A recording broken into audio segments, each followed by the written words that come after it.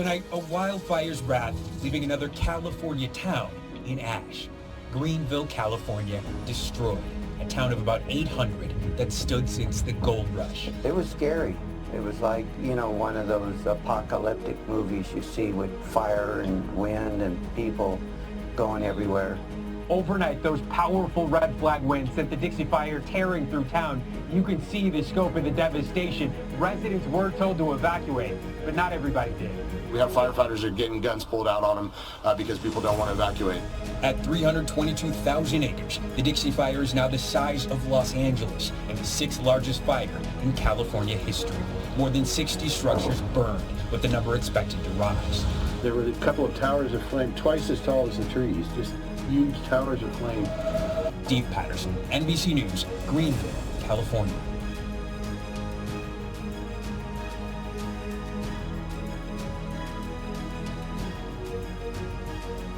Greenville burned down in an hour. It was just an hour. They had to get all those people out before they could go back to fight. And I know when they were doing the backfires here at Crescent Mills, I would step outside in front of my store, and it's a ways up there. The heat would hit me in the face. That's how hot this was. It's almost like a fire tornado that went through there.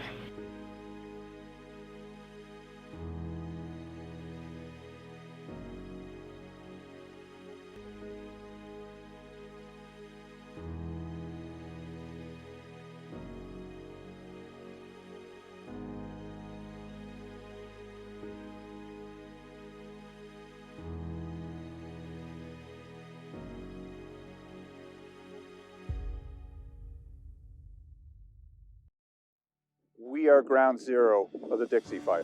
We were evacuated for roughly 6 and even upwards of 8 weeks. We came back a couple of times only to be evacuated again. The Sierra Institute staff, the real challenge was the initial fire, the threat to our field crews. We had to make sure that we got everybody out safely. But worse was really what we were doing with staff. 4 staff lost their homes. I was going back and forth. I was getting in, and on a regular basis, I'd go out to my home and I'd turn the corner saying, "Is it there? Is it there?" And I'd get there and go, "Oh good, it is there." Turn the sprinklers on, get the generators going, and I would do the same thing at the office. It underscores the urgency of what we're doing. And it's not that we didn't know that it already was urgent. We saw the fires, and in fact, the Sierra Institute, as part of its work, I mentioned we're working landscape, we're working community. I had staff interviewing people from areas where the 2020 fire burned. And we said, let's find out how it's affecting those communities. Let's find out how it's affecting their collaboratives. And what they learned was the fires were bad. The smoke was equally bad. And then combine that with COVID. And so now we're talking about the triple whammy, where they couldn't also get together, which itself is a form of therapy for them, really important socially. And so we also learned that these fires were affecting people emotionally, physically, and otherwise. And they would talk about PTSD. They'd say, this is an impact we're feeling. The emotions were raw. So another thing that we learned was, it's not only about the 2020 fires, it's about the 2019 fires, the 2018 fires, the 2015 fires.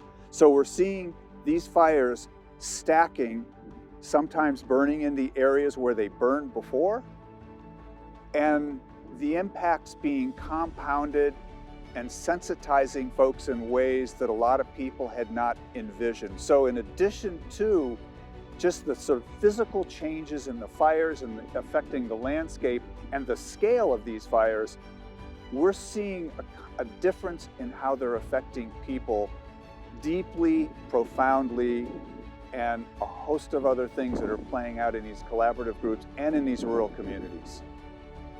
Where we're standing is on the backside of a old Louisiana Pacific mill site. And it's one of the reasons the Sierra Institute located in this general area is because it's really interesting to assess. This is the social science side of the Sierra Institute. This was one of the last of the big mills, and it left in the mid-'80s after a bitter strike that divided the community and to this day still divides some families. So we looked at this site and said, this could be really good to bring back some industry. And by the way, I should say, we're not only about bringing back industry, we're first and foremost about community revitalization, and we blend this landscape and community. You can't do one without the other.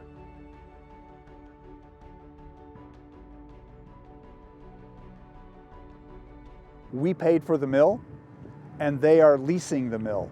We had money from the Sierra Nevada Conservancy, and we requested of the Sierra Nevada Conservancy, as the Dixie Fire was going out or being put out, we said, hey, can we repurpose this money? And they said, this is consistent with the purposes for which you were awarded as wood utilization. So they bent over backwards to help make that happen in a timely way, because I said, we need to move really quickly on this.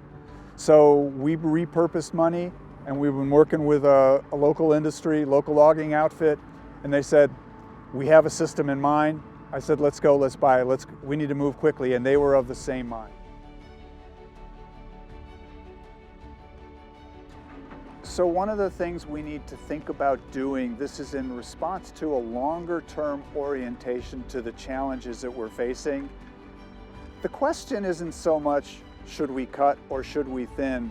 It's how do we do it, and how do we do it relatively quickly? So for the last 20 years, we've been battling, actually longer, about whether we can cut a stick, and most of the folks who were doing the harvesting were pilloried for doing some of that work as if they're bad folks for doing forest management. And we're living with some of the results of that now. Just over that ridge was the Moonlight Fire in 2007.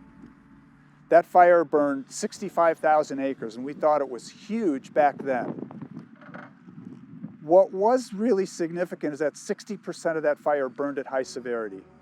And in that high severity, we went from a shrub composition of about 2% to closer to 30%. So we are talking about type change, and we are losing our forests as a result of these fires. That Moonlight Fire burned again, and it looks like it's been bombed. It's one thing to have high severity burn that's really damaging. It's entirely another thing to have mosaic burn. So to the question of what we need to do, we have to reintroduce fire on the landscape.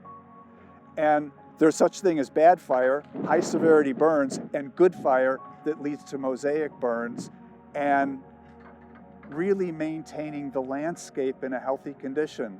The Maidu in our area, native tribes in other areas, practice burning for millennia.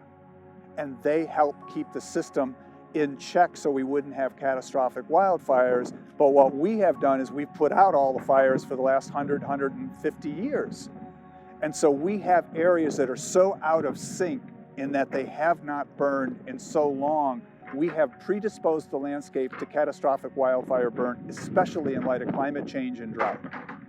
So that combination compels action. This is that longer term action that's needed, which is getting out here, thinning and practicing forestry, and reintroduction of fire. And reintroduction of fire has been particularly difficult for a variety of insurance and safety issues, but that's where we have to go on the landscape. And we have to have those places where we can take those byproducts to continue utilizing them.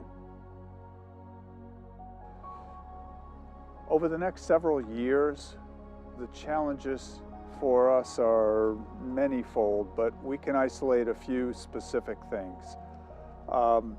One, we have to utilize a lot of this burn material, and the sooner we can get at that, because this burn material has a really short time frame for use, 2 or 3 years, and it's not of much use for lumber after that. It degrades. So then we're looking at alternative uses where we start talking about midterm uses for this material. And that's where we look at it as potential fuel source, whether we're going to do biomass to electricity.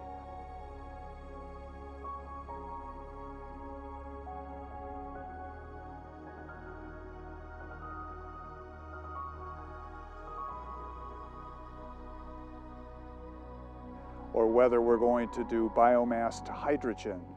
That's a longer term exercise in terms of investment. In the short term, we're making lumber.